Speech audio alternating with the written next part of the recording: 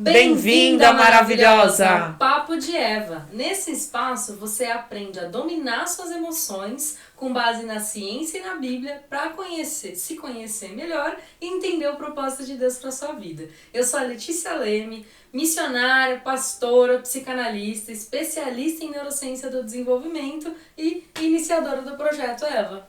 Eu sou a Areta Elizabeth, iniciadora do projeto junto com a Lê, missionária, empresária com propósito. E hoje nós vamos fazer a parte 2 do nosso especial Mulheres da Bíblia. Mulheres da Bíblia, eu sei que vocês amaram, comentaram muito. Então hoje vai rolar uma parte 2 aqui. Papo de Eva, podcast para você aprender a dominar suas emoções com base na ciência e na Bíblia, entendendo mais do propósito de Deus para sua vida. Aqui, né? Exatamente. E já vamos começar, né? Vamos no começar. último nós falamos de Maria, Joquebede, Eva, Lia e a mulher de Noé. Quem lembra? Se você não assistiu, depois que você assistir esse, você volta lá para assistir porque foi maravilhoso. E antes, deixa eu só lembrar, segue a gente em todas as redes, @oprojetoeva, segue aí, se inscreve no canal. É isso aí. E acompanha a gente em todas as plataformas. Todos os recados dados. Então, bora começar. E eu quero começar direto com uma mulher que pra mim é assim, ó, um banho de trabalho do Senhor na vida dela. Ela é maravilhosa. A gente tá falando Quem? de quem? Da mulher samaritana, né? Lá naquele episódio do poço maravilhoso. Eu amo essa passagem, Não. sou muito apaixonada por Olha. tudo que envolve essa passagem. Ó, você que tá aí, antes de eu falar qualquer coisa que a gente tem escrito aqui, você, mas eu vou nem olhar pra ele agora, eu tô olhando pra você, mulher, é o seguinte, você que tem o desejo de pregar, de falar do amor de Deus, de anunciar o evangelho do Senhor, essa mulher, ela é um exemplo pra você.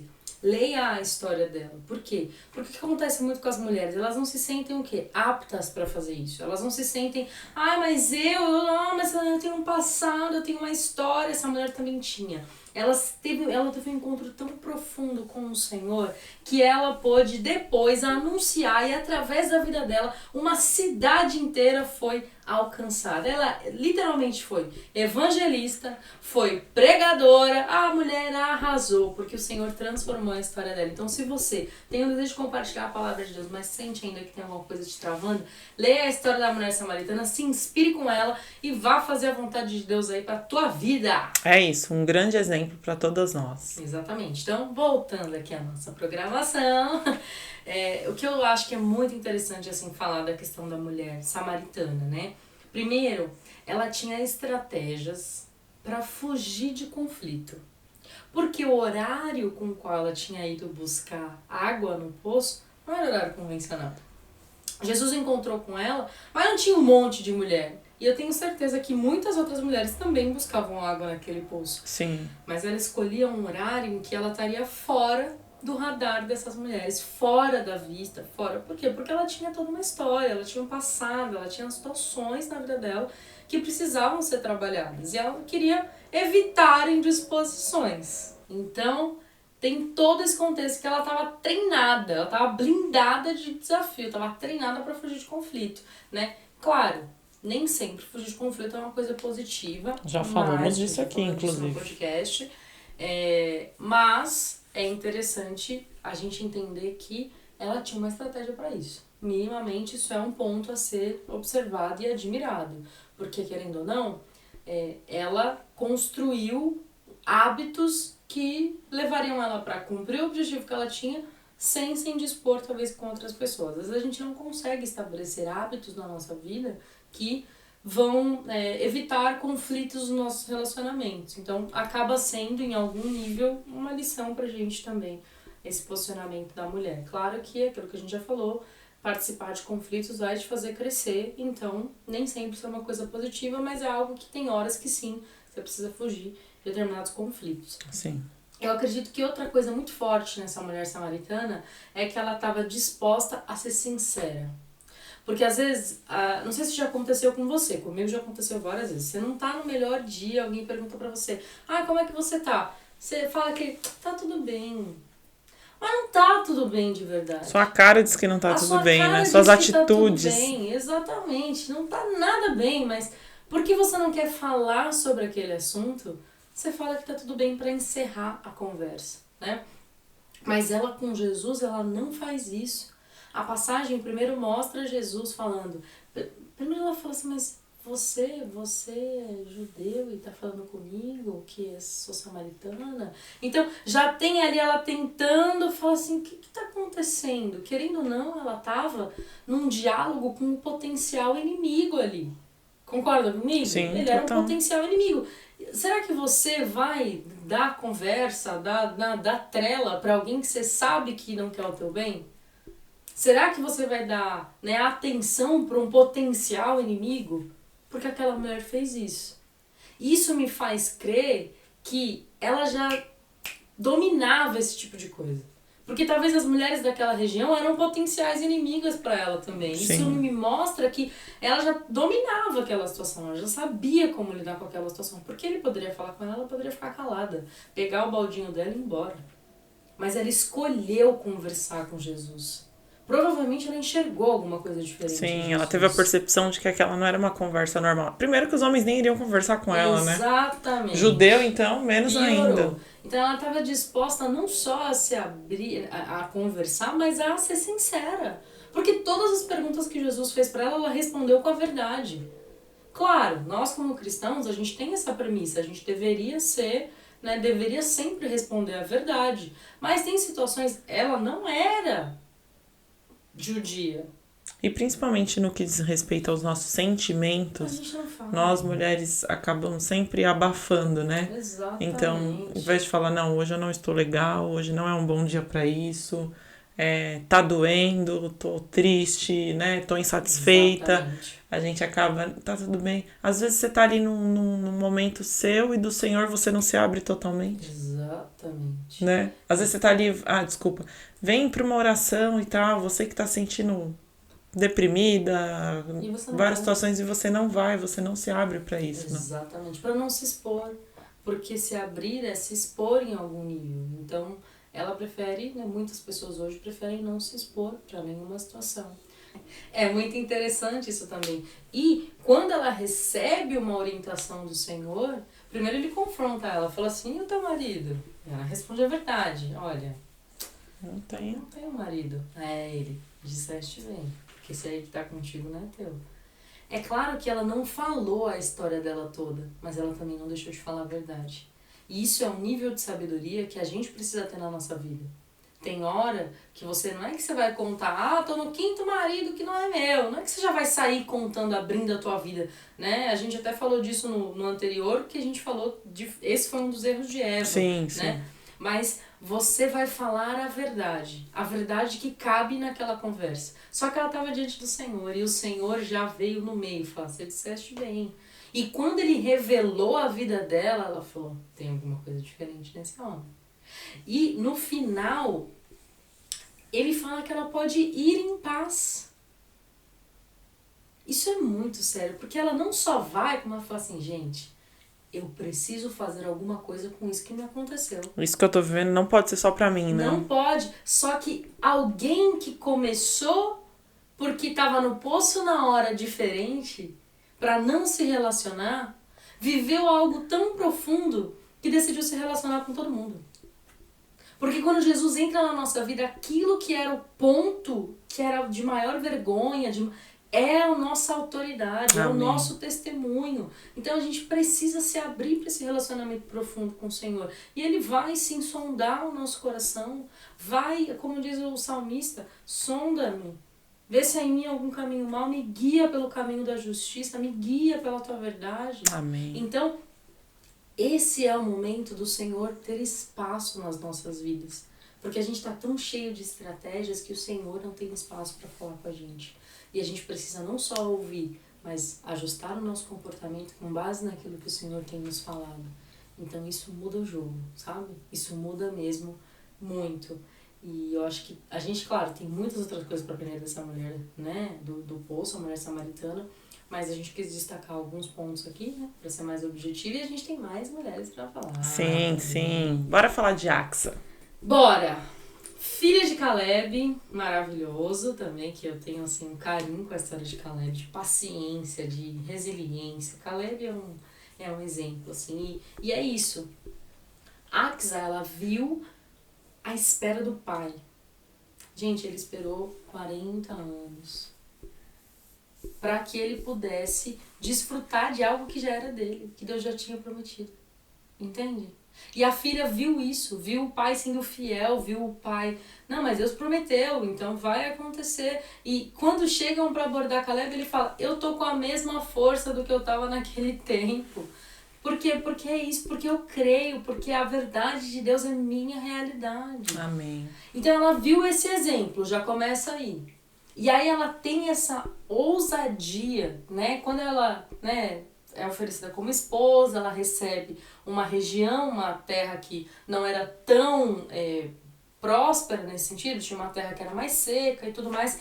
E ela chega e fala assim, peraí, eu vi Deus liberar uma promessa para o meu pai.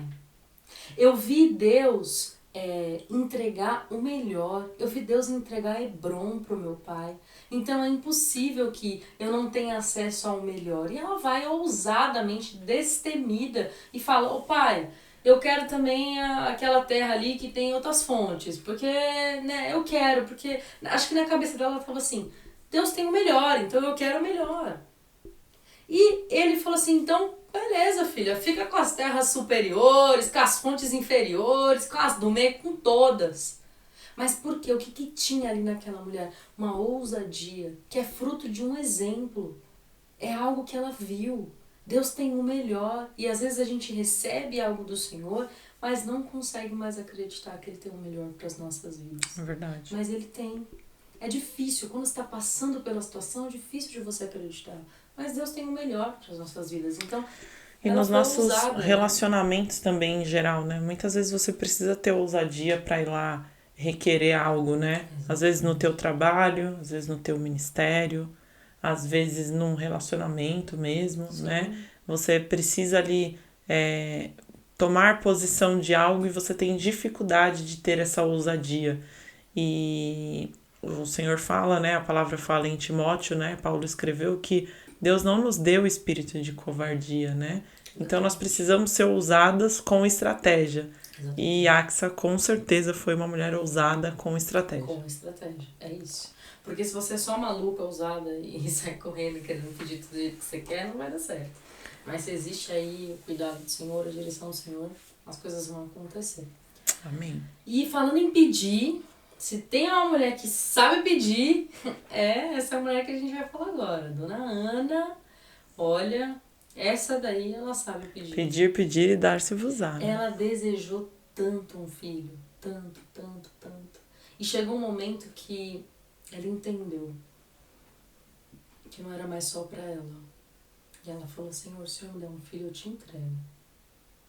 Mudou o jogo. Nós falamos disso com Lia, né? Exatamente. Na verdade, Lia tinha os filhos e ela achava que cada filho ia mudar o nível de relacionamento dela com o marido. Verdade. E quando ela entendeu que tudo que o Senhor vinha dando para ela ia mudar o nível de relacionamento dela com ele, ela entregou, né? Exatamente. Ela louvou ao Senhor. Exatamente. E primeiro, né? Tinha essa competição de Ana com Penina. Então, era um ambiente hostil emocionalmente falando. Não, gente, imagina ter uma Penina na sua vida que te provoca dia e noite. Deus que me Todo mundo já teve uma...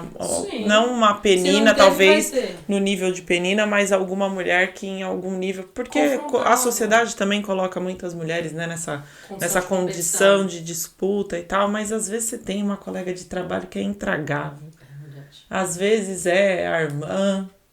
Às vezes você entra num nível de competição com a tua mãe. Sim. Às vezes a sogra, como as pessoas gostam de falar. Às vezes é a cunhada.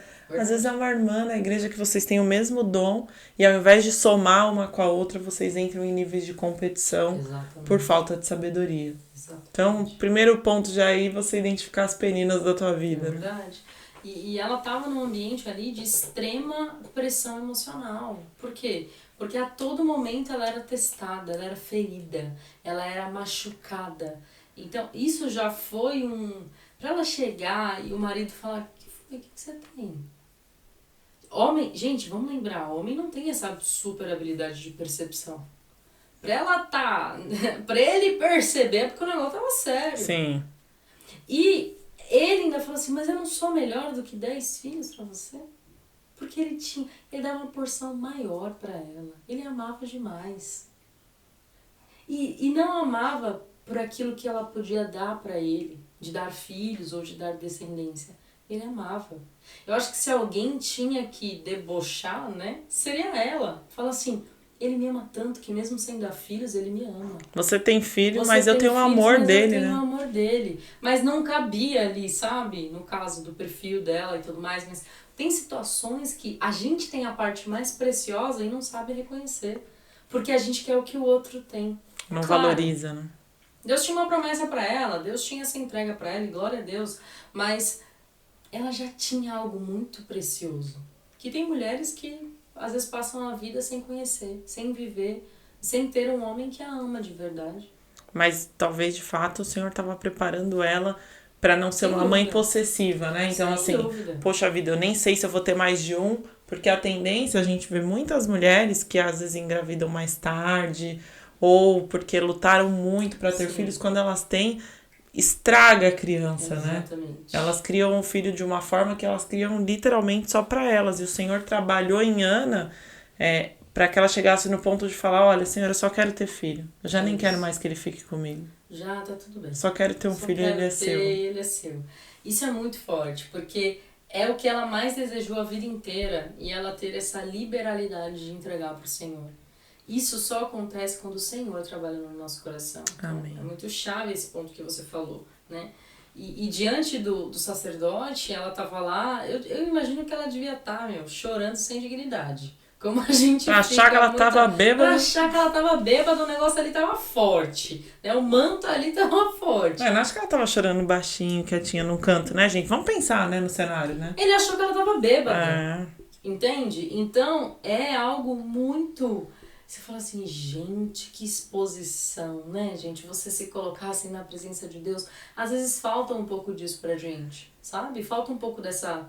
De rasgar o nosso coração pro Senhor. É rasgar mesmo o coração. Sem se importar com quem tá do lado, né? Tá olhando. Às vezes a gente tá na igreja, mas... Ai, será que se eu chorar? Será que se Será eu... que vão achar que será eu tô que se eu fazendo for na alguma frente, coisa? né? E eu não tava nem aí quem tava lá no templo. A gente tem que ser livre na presença do Senhor. Amém. E se as pessoas nos julgarem, isso diz mais sobre elas do que sobre nós. Porque no meio da igreja todos nós somos falhos. É por isso que nós dependemos do Senhor, que é o nosso Salvador, pelo qual Ele mesmo estabeleceu que as misericórdias vão se renovar todos os dias. Porque Amém. nós dependemos da misericórdia todos os dias. Então, é muito mais a ver com a pessoa do que com a gente. E aí, o que tem aqui, além de tudo isso, né? Ela soube responder o profeta com muita sabedoria. Ele falou assim... Ela fala, não, eu não tô bêbada, eu só tô triste, só tô amargurada. Então, porque se fosse outra, desequilibrada, é quase um toma conta da sua vida, sabe? Cuida da sua vida, me deixa chorar, não posso nem chorar. E às vezes a gente faz isso, tipo, eu já tô sofrendo, já tô isso, eu não posso nem chorar do meu jeito, como eu quero. Mas não, ela com muita mansidão responde, não, eu não tô bêbada, eu só tô amargurada de alma. E eu acho que ele não esperaria isso. E ele ficou tão constrangido que ele falou, olha... Acho que, ainda mais considerando o contexto de Eli, no caso, né? Ainda mais entendendo a história, ele tava, acho que, talvez há muito tempo sem ver alguém chorar daquela forma na presença de Deus. Exatamente. Aquilo confrontou ele, porque às vezes a gente acha que, poxa, uma autoridade vai, né, me confrontar, me exortar. Tudo bem, isso pode acontecer. Mas ali, a postura dela constrangeu o sacerdote. Sim. Tem pessoas na sua vida que são autoridades na sua vida que elas estão precisando do teu testemunho. Porque elas precisam ser constrangidas pelo Senhor. Como aconteceu com Eli. E Eli libera uma palavra profética. Eu não sei há quanto tempo aquele homem não liberava uma palavra profética. Para Ana ele liberou. Amém. E ele falou, olha, vai em paz. Deus já concedeu o teu pedido. E a palavra fala, o Senhor se lembrou de Ana. Gente, é muito sério isso. Pensar na grandeza de Deus e ele falar, opa, deixa eu lembrar dessa daqui. Hoje ela estava forte ali na oração, viu? Hoje ela estava ali entregue. Às vezes tem coisas nas nossas vidas, tem áreas nas nossas vidas que a chave só não virou porque tá faltando uma oração fervorosa como essa de Ana. Amém. Porque tá faltando essa humilhação, porque tá faltando isso, de falar assim, eu não tô nem aí com quem tá vendo. É aquela mulher, a gente podia falar dela também, aquela mulher que atravessa a casa do fariseu e se joga nos pés de Jesus, a pecadora, né? Assim que tá na palavra. Então, ela não tá preocupada com o ambiente e ela nem era bem-vinda naquele lugar. Mas ela entrou e se jogou, sabe? Então, foi só um paralelo aqui, que nem tava no roteiro, mas é muito forte isso. Aquela mulher... E aí Jesus vem com muita sabedoria e fala assim, você não me deu um copo de água desde que eu cheguei aqui. Essa mulher, desde a hora que ela entrou, não para de beijar meu pé. E ele traz essa referência também, quando ele explica, né? Quem você acha que tá mais grato, que ama mais? Aquele que foi perdoado 500 ou aquele que foi perdoado 50? Gente, quanto mais você sabe do teu histórico difícil, maior você sabe que foi o amor de Deus para te alcançar. Quem é muito perdoado, muito ama. Amém. Isso é muito profundo. Então, Ana, ali naquele momento, eu acho que deve ter passado um filme na cabeça dela quando ela sentiu que ela estava grávida. Ela falou assim, acho que foi aquele dia. Acho que aquele dia eu toquei o coração de Deus. Eu não sei se você já teve essa experiência, mas tem orações que a gente faz, que a gente sai dali falando assim, hoje eu toquei o coração de Deus. Com a minha oração, Amém. Com a minha súplica, com a minha... Mas é diferente. São experiências que o Senhor nos dá. E depois Ele vem testificar essa experiência nas nossas vidas. Então, é muito forte a história de Ana. Ana dá pra gente falar uns 30 podcasts. Dá, ainda pra falar depois, né? Dela ver o filho dela crescendo num ambiente que não era o mais correto, mas como ela tinha uma promessa, ela sabia que o Senhor iria honrar o filho, né? Tem muito pra falar de Ana, ela é incrível mesmo. Conta aí pra gente quais são as suas percepções, né? Sobre Ana e dos pontos que a gente trouxe. Mais uma. Sara, maravilhosa. Tem o ponto da dificuldade, como todas nós, e eu acho que é importante olhar para a Bíblia dessa forma, né? Na Bíblia, o único perfeito, né, é Jesus. Somente. Todos os outros são referências de coisas que nós temos nas nossas vidas, Sim. que nós vivemos, ou que nós vamos viver, ou que nós não devemos viver. Por quê? Porque foi a estratégia que Deus deixou para que a gente pudesse entender e questionar coisas nas nossas vidas. Então, é interessante a gente olhar nessa ótica e falar assim, poxa, tem exemplos na palavra daquilo que eu não devo fazer. Mas Deus nos aproximou desses exemplos. Se fosse todo mundo perfeito na vida, não ia ter como, a gente ia desanimar, né? Falar assim, gente, é tanta gente perfeita que eu não tô nem podendo entrar aqui nesse ambiente. E assim, eu tô num exercício de ler a Bíblia me enxergando na condição daquelas pessoas, né? Porque é muito fácil, que nem a gente fala assim, pô, Deus prometeu para Abraão, aí tava lá os 3 anjos e Sara riu dentro tava os anjos e a própria presença do Senhor e a Sara riu dentro lá da barraca, da cabana e tal. Mas, cara, se fosse você ouvindo aquilo, você já tá com muitos anos nas costas, já passou o seu tempo, você viu mais de uma geração gerando, né? Meninas que você ajudou a cuidar já estavam gerando, porque você já estava bem mais velho. Pô, é difícil de crer. Exatamente. Né? Então a gente precisa se colocar nesse lugar, né? Então é legal olhar, colocar o chapeuzinho, né, da pessoa. Né? E uma coisa é você crer 1 ano, 2 anos, 3 anos, 4 anos. Eu quero ver você crer 10 anos, 20 anos. A história é outra conversa.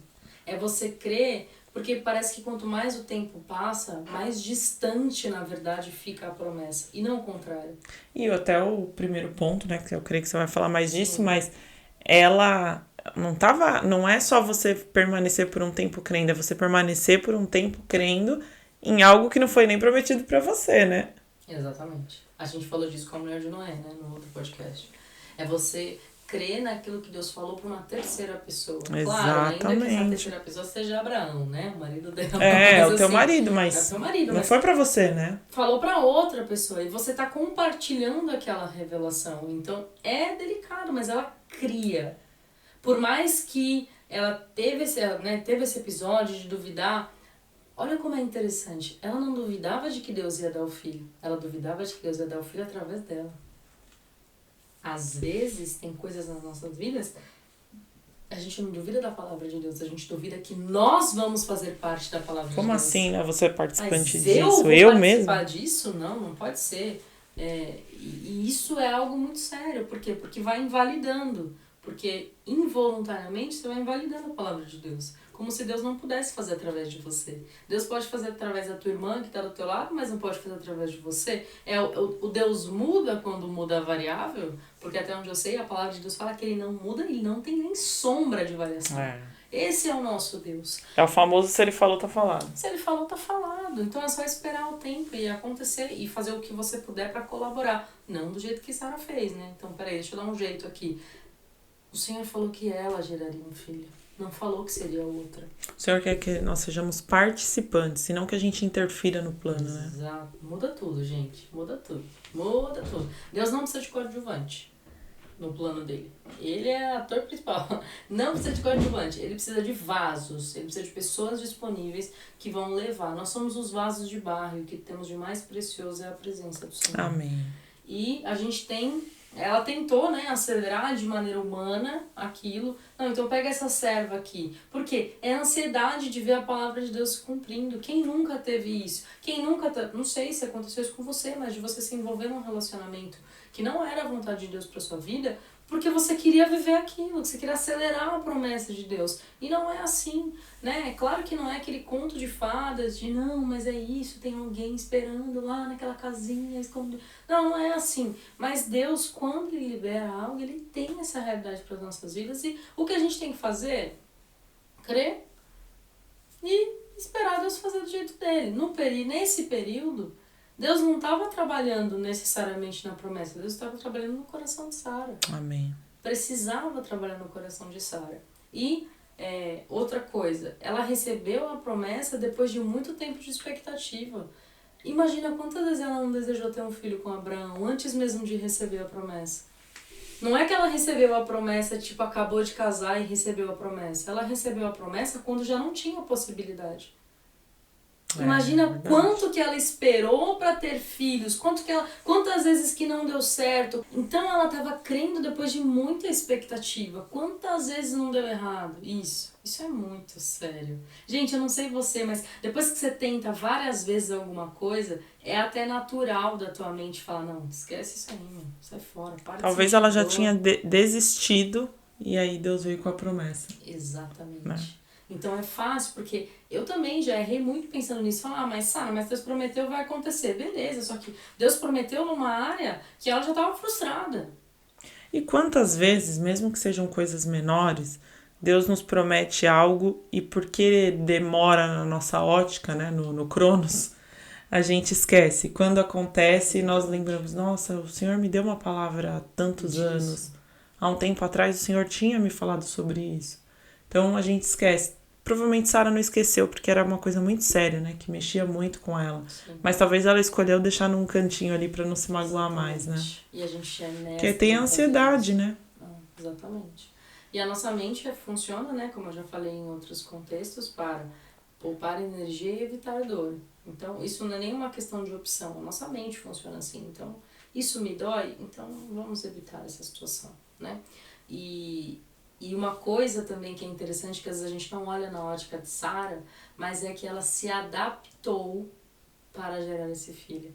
Já não era mais convencional. Imagina você ver uma vovó carregando um neném.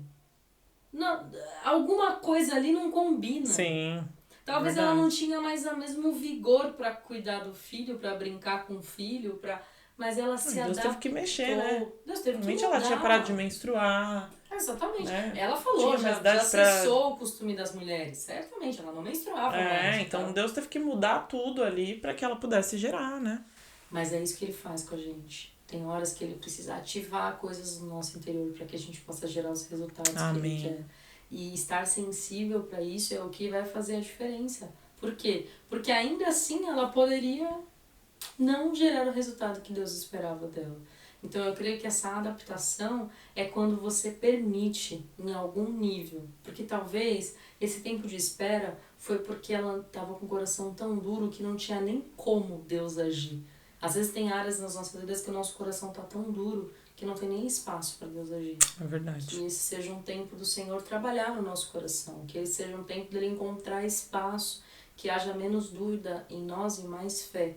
Fé de que aquele que prometeu é fiel. E que quando o Senhor faz uma promessa, o responsável por cumprir essa promessa é Ele. Amém. Não somos nós. Amém? Amém demais. Amém demais. Se ganhou alguma coisa em relação a Sara, aproveita e deixa aqui nos Coloca aí pra comentários também. gente. E a última, Letícia Leme, tenho uma coisa com essa história. Ela poderia ficar um episódio inteiro falando, gente. Acho que uma série inteira falando, né? Mas eu tenho, assim, um mistério de Deus com a história de Ruth. Eu amo muito a história de Ruth. Eu perdi a conta de quantas vezes eu já li o livro de Ruth. Cada vez que eu leio é um nível de revelação diferente. E se você não leu, por favor, leia, né? Tem 4 capítulos, né, gente? Eu já fiz estudos da história de Ruth, em inglês, em português. E 4 capítulos extremamente profundos, né? Gente, é muito forte, assim. Mas aqui a gente vai se ater só a alguns pontinhos e talvez na outra oportunidade a gente fala mais sobre toda essa profundidade que a gente encontra no livro de Ruth. Então a primeira coisa é que Ruth ela perdeu todas as referências de segurança. Família, casa, marido, recurso, sogro, né? Os homens da casa. Tudo. Né? Tudo que poderia ser um referencial de segurança, ela perdeu. Tudo. Tudo que era referência casa, recurso, família, tudo. Imagina você perder tudo isso. Imagina você perder sua casa, perder sua família, perder o dinheiro que você tem, ficar aí sem lenço, sem documento, sem rumo na vida. Literalmente. É isso que aconteceu. Foi isso que aconteceu com Ruth. Depois de já viver uma reviravolta, porque ela vem de um povo, né? E aí ela começa a conhecer a cultura de um outro povo, começa a se relacionar com isso. E do nada ela perde tudo. Então, esse é o contexto da vida de Ruth. Mas ela se abriu para aprender uma cultura nova, para conviver. E muitas vezes nas nossas vidas a gente não alcança os resultados que a gente poderia porque a gente não se abre. Por exemplo, você tem o sonho de falar uma outra língua. Mas você não se matricula numa escola, você não busca isso porque você acha que você não vai conseguir, aí você nem começa. Gente, nós somos limitados, como diz o apóstolo Paulo, nos nossos próprios afetos. E o que isso tem a ver com o que eu estou explicando agora? É mais confortável você ficar na área em que você está. É mais confortável, é aquela questão da segurança, é mais tranquilo você ficar onde você já tá. É quase que afetuoso, é gostosinho, você tá tudo bem, eu já conheço falar português, então tá tudo numa boa. Sim. Fala, querido, não, Deus quer te lançar, porque isso tá te limitando naquilo que Deus pode fazer através da tua vida. Então, a verdade aqui é que ela se abriu para uma nova cultura, ela se abriu para aprender. Tem coisas que a gente não avança simplesmente porque a gente não se abre. Sim. A realidade é essa. E isso faz com que a gente não cresça, não evolua emocionalmente falando também, né? Porque outra coisa, Ruth foi fiel a uma mulher que estava num período de, assim, pico de tristeza. Que também tinha perdido tudo, né? Pico de amargura. Ruth perdeu o marido, Noemi perdeu o Tudo. filho, o marido, os 2 filhos, Família, dinheiro, família, casa, tudo. E detalhe que Noemi foi, né, para a terra de Moabe com a esperança de uma vida melhor. Ela saiu do conforto, foi para a esperança de uma vida melhor e chegou lá e não tinha mais nada.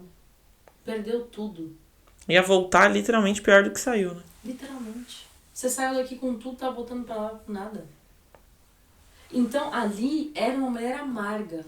E eu acho que assim, Ruth capítulo 1, versículo 16, aquele diálogo de Ruth é assim, fantástico. É o que Deus espera de nós em muitos momentos da nossa vida.